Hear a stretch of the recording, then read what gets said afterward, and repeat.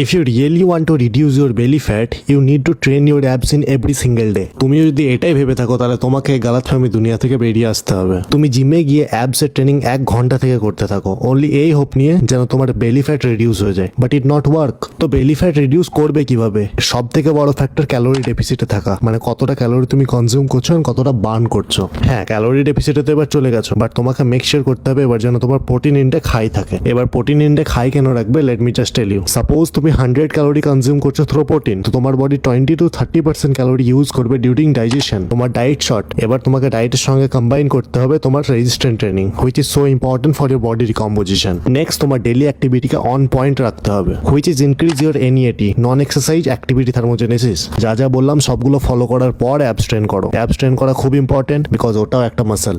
So simple ল্যাঙ্গুয়েজে বলতে গেলে তোমাকে 5টা জিনিস মাথায় রাখতে হবে। First, calorie deficit; second, high protein intake; third, resistant training; fourth, daily activity on point; and last, your consistency. This is all for this one, and see you all in the next one.